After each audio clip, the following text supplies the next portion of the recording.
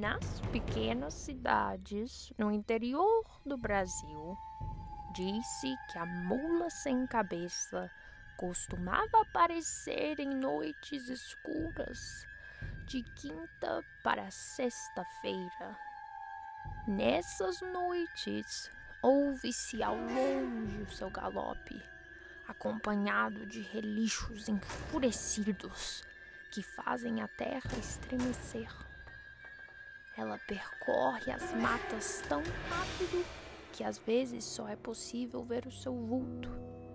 Os seus relinchos de fúria e sua imensa tocha de fogo em lugar de sua cabeça fazem da mula uma das criaturas mais perigosas de se encontrar na calada da noite. Por onde passa, deixa para trás um rastro de chamas e vítimas, pois arranca os olhos e as unhas das pessoas que cruzam o seu caminho. Tudo que se ouve em noites de mula sem cabeça são os gritos de suas vítimas. A avó de Amélia contava essa história para ela centenas de vezes quando pequena e avisava que se uma moça namorasse com um padre, ela seria amaldiçoada e se tornaria a próxima mula sem cabeça. Ela dizia que o único modo de voltar à sua forma original era tirando o freio que ficava pendurado em seu pescoço. A menina temia um dia encontrar uma fera tão agressiva, mas não acreditava na maldição. Achava graça da história. Amélia tinha um humor diferenciado e era muito realista para uma garota de apenas 8 anos. Eu, hein? Com tanto homem no mundo, quem vai querer namorar um padre? Muitos anos se passaram e ano após ano, a menina ouvia os novos contos de sua avó, mas sempre soube que eles não poderiam ser reais.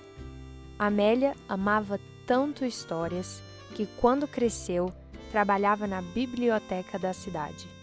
Uma vez por semana, quando recebiam novos livros, a biblioteca ficava aberta até tarde, para que todos pudessem ter a oportunidade de lê-los.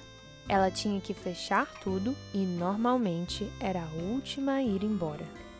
Em uma dessas noites, Amélia estava voltando para casa quando percebeu que tinha esquecido suas chaves. Sua avó já tinha trancado o portão de casa e estava no 8º sono. Preocupada em passar a noite no meio da rua, Amélia foi em busca de ajuda na vizinhança. Enquanto caminhava, percebeu que a rua estava mais quieta do que o normal, e em poucos minutos a noite tornou-se escura e fria. Deve ter uma tempestade a caminho? Pensou Amélia. De repente, um som estrondoso vindo das matas ao redor da vila assustou Amélia. O som lembrava trovões antes de uma grande tempestade. O barulho parecia estar cada vez mais perto. Então, Amélia pegou a primeira coisa em sua frente para se proteger do que estava a caminho. Ela respirou fundo e ficou pronta. Do nada, o som desapareceu. Amélia ficou meio confusa, mas também não dormia há horas e provavelmente estava escutando coisas. Então, decidiu continuar sua caminhada atrás de alguém que pudesse ajudá-la. Finalmente, depois de um tempo, viu uma luz fraca no fim da rua, vindo em sua direção. A imagem que antes parecia uma luz fraca foi ficando cada vez mais forte e tomando o formato de alguém. A cavalo? Talvez um viajante procurando abrigo? Ela se aproximou com cuidado, pois já era muito tarde e o homem era um desconhecido. Mas ao chegar mais perto, percebeu que não era homem coisa nenhuma, mas sim uma mula, em chamas.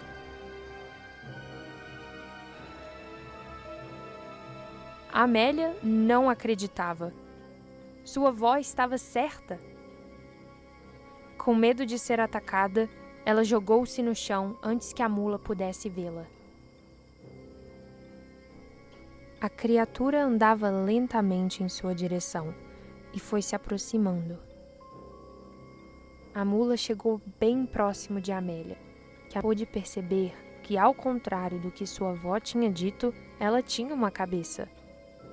Porém, estava tomado por chamas. Amélia ficou ali, bem quietinha, segurando a respiração para que a mula não a notasse. Mas mesmo assim, ela continuava a chegar mais perto de Amélia.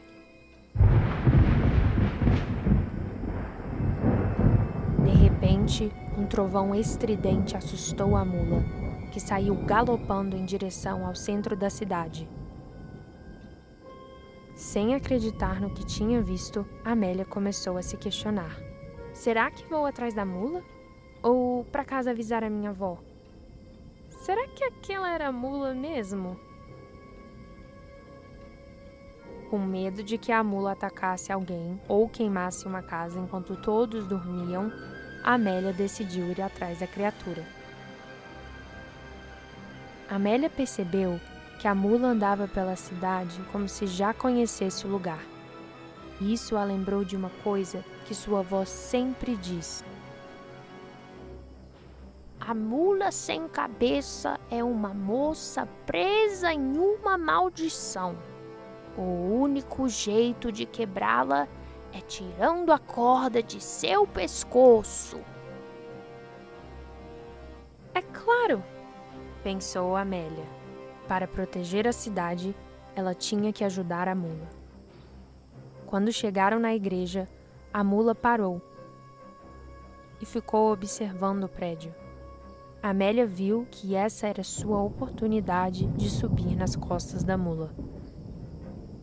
O vento forte e os trovões ajudaram Amélia a chegar cada vez mais perto da criatura e não ser notada.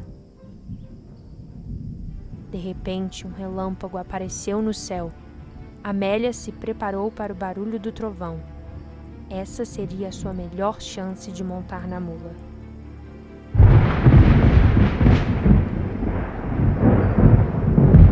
E assim ela fez. Amélia estava em choque que seu plano tinha funcionado. Mas não podia se distrair. Tinha que arrumar um jeito de agarrar o freio e passá-lo para o outro lado da cabeça da mula. A mula se debatia, chorava e relinchava incessantemente, e as chamas vindo de sua cabeça queimavam as mãos de Amélia.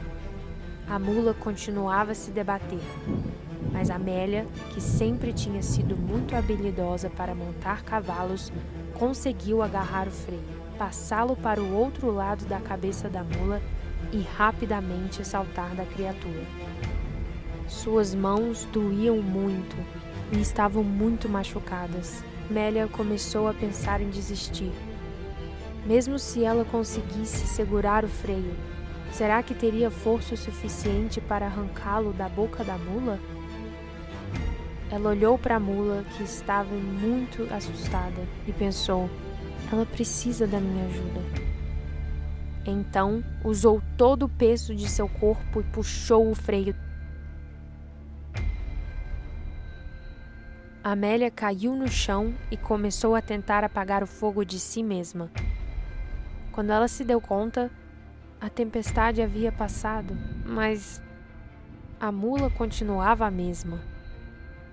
Será que tinha imaginado tudo e ela passou a noite correndo atrás de uma mula comum? Ela esperou. Ficou encarando a mula e nada. Ela decidiu ir para casa. E quando estava prestes a sair, as chamas da mula começaram a crescer.